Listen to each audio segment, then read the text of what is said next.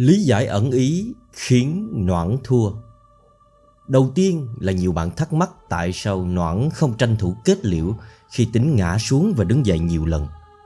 Thực tế, ngay từ khi giáp mặt, Noãn đã hoàn toàn áp đảo Tính và đánh cho Tính sắp mặt, không chống cự được. Trong tâm thế của Noãn bây giờ, Tính là chuột, còn hắn là mèo. Mèo thì tất nhiên vờn chuột không cần phải vội. Ngoài ra, lý do sâu sắc nhất, hắn luôn muốn tìm hiểu thước sức mạnh của đám tướng quân, chứ không phải là giết tướng địch ngay để lập công. Khác với Vương Kỵ và Bào Công, họ mạnh không kém gì hắn. Hắn cần phải dứt điểm họ ngay có thể, chứ không thể đứng đó mà tìm hiểu sâu. Vậy còn Tính thì sao? Một là Tính không quá mạnh để áp đảo hắn. Hai là đã nhiều lần Tính không chịu gục ngã ở các lần chạm trán trước, như ở Mã Dương, Dạ Thành. Đây là con mồi ưa thích để Noãn có thể đứng đó mà tìm câu trả lời. Lý Mục cũng nhận ra điều này nên đã chuẩn bị sẵn cho Noãn. Noãn muốn chứng minh tư tưởng của hắn là đúng, còn tư tưởng của đám tướng quân là sai. Nên hắn không muốn kết liễu Tính vội. Hắn phải đập, phải đánh đến cho khi nào Tính gục bỏ cuộc và chấp nhận sự cầu đạo của Noãn là chân lý. Mỗi lần Lý Tính đứng dậy, hắn đánh cho Tính gục xuống, cứ lặp đi lặp lại như vậy. Hắn muốn đánh gục ý chí đó để giải quyết mâu thuẫn trong con người của mình. Bởi chỉ khi Tính chấp nhận mất niềm tin thì lúc đó con đường cầu đạo của hắn mới hoàn hảo. Cái hắn cần là câu trả lời cầu đạo, chứ không phải là cái mạng của Tính. Bởi vì cái mạng của Tính vốn chẳng sánh bằng Liêu, Vương Kỵ hay Bào Công. Vậy câu hỏi đưa ra là hắn đã tìm được câu trả lời chưa? Rất khó biết. Nhưng khẳng định khi hắn thấy Lý Tính có vẻ trâu bò, vượt ngoài dữ liệu của hắn lại sợ và lập tức muốn kết liễu ngay như Vương Kỵ. Cần phải nói rõ, Noãn đã yếu đi rất nhiều trước khi solo với Tính. Bị thương ở chân, bị đâm xuyên cổ tay và bị chặt mất 2 ngón tay. Và vả chăng hắn giết được Tính thành công thì hắn lại tiếp tục mâu thuẫn, vùi sâu trong núi rừng tu luyện và chờ một gọi để đi tìm câu trả lời liên miên bất tận. Tới đây tạm bàn một chút về phân cảnh cuối cùng khi Tính chém hạ Noãn. Nó có phải là chiêu búp quá tay của tác giả dành cho men hay không? Khẳng định búp là có, nhưng đã được Hara lý giải rất hợp lý, chứ không như nhiều bạn vội quy kết là vô lý ngay. Noãn thua không phải vì Tính mạnh hơn, mà do Noãn chủ quan mà thôi. Phân cảnh cuối sau khi Noãn gãy đao và bỏ chạy, rồi dùng đao đâm ngược, là cả một vấn đề sâu xa nếu chúng ta phân tích kỹ. Cái chiêu mà Noãn dùng người ta gọi là hồi mã thương.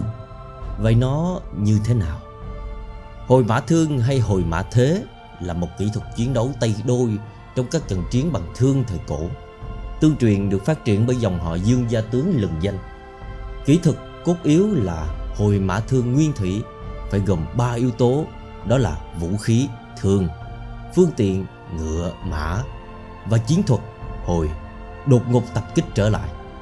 Nói chung đây là một chiến thuật chiến đấu mà các chiến sĩ chủ yếu dùng thương làm vũ khí. Trong chiêu này người ta giả vờ thua, bỏ chạy, nhử cho đối thủ đuổi theo thật sát sau lưng, rồi bất ngờ quay ngựa phóng thương hoặc đâm ngược để phản kích. Sự độc đáo của đòn hồi mã thương là tính bất ngờ, khiến cho đối phương không kịp trở tay. Một kỹ thuật được cho là tương đồng với hồi mã thương là trước đà đao hay đà đao. Trong tác phẩm Tam Quốc Diễn Nghĩa, nhân vật Quan Vũ sử dụng chiêu hồi mã thế khi đánh nhau với Hoàng Trung. Theo đó, Quan Vũ kịch chiến không phân thắng bại với Hoàng Trung.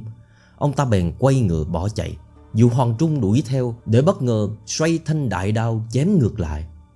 Nhưng Hoàng Trung lại ngã ngựa vì ngựa của ông gãy chân, nên chiêu này không thi triển được. Sau đó Quan Vũ tha chết cho Hoàng Trung. Ngoài ra trong thế võ này thì ngựa cũng không phải là yếu tố bắt buộc.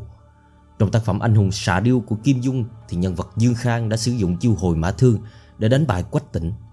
Trước đó thì Dương Thiết Tâm, cha của Dương Khang, dùng chiêu thức này giao đấu với đạo sĩ Khâu Sứ Cơ. Với chiêu thức này thì đối phương đã nhận ra thân thế của người sử dụng thuộc dòng họ Dương. Trong Kinh Đầm, có thể nói đây là tuyệt chiêu cuối cùng của bàn Noãn. Vũ khí ưa thích của Noãn là đại đao. Thường thì đại đao chỉ có thể dùng hồi mã thương với tư thế xoay người chém ngang, chứ đao không thể dùng để đâm ngược được. Nhưng bàn Noãn đã sáng chế ra một tầm cao mới.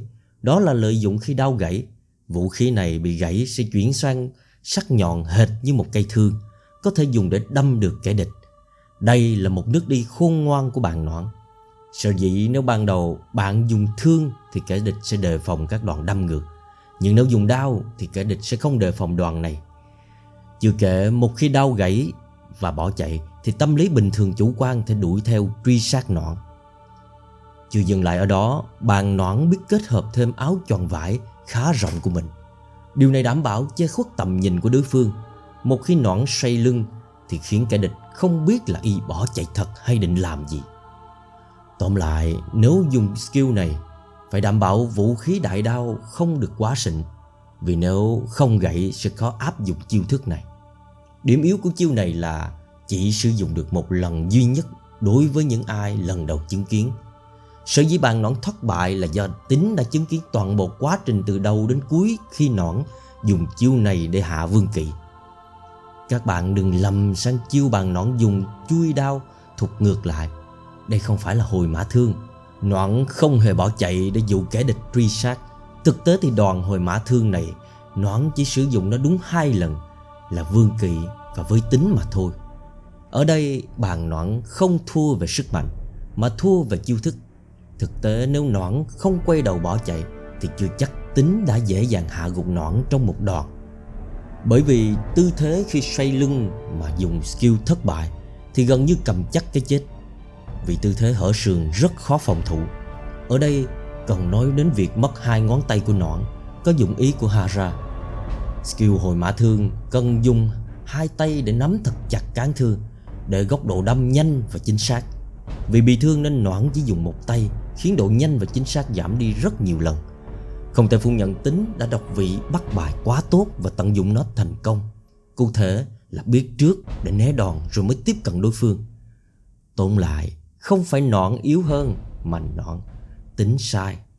Thực tế thì khi giao chiến với Vương Kỵ, Noãn không biết tại thời điểm đó có Tín đứng quan sát trận đấu. Hành vi chủ quan của Noãn đã phải trả giá. Ở đây không bàn tới yếu tố ngoại luật tác động như ngụy gia bắn lén hay lính Triệu phóng thương. Bởi nếu Tín không từng chứng kiến cách Vương Kỵ chết thì dù lính Triệu không phóng thương thì Tín vẫn chưa chắc biết được đòn thế định hé. Chúng ta cần nhớ phong cảnh Mông Điềm né được đòn Từ Chột là Điềm đã nghiên cứu triệt để rất kỹ về các thế đánh của Từ Chột. Tóm lại, cũng như trong bóng đá, kẻ mạnh hơn chưa chắc là chiến thắng. Nếu muốn chiến thắng, tất nhiên ngoài thực lực, bạn phải am hiểu sâu về đối thủ để áp dụng chiến thuật hợp lý. Nhìn rộng ra như vậy thì Hara đã lý giải khá hợp lý các vấn đề khúc mắc. Tổng quan mà nói, nếu sau này đọc một leo từ chap 1 đến chap 627, bạn sẽ không thấy lan man dài dòng, vì bạn chờ đợi từng chap mỗi tuần, nên bị mất tâm lý vì mạch cảm xúc hay bị ngắt quãng.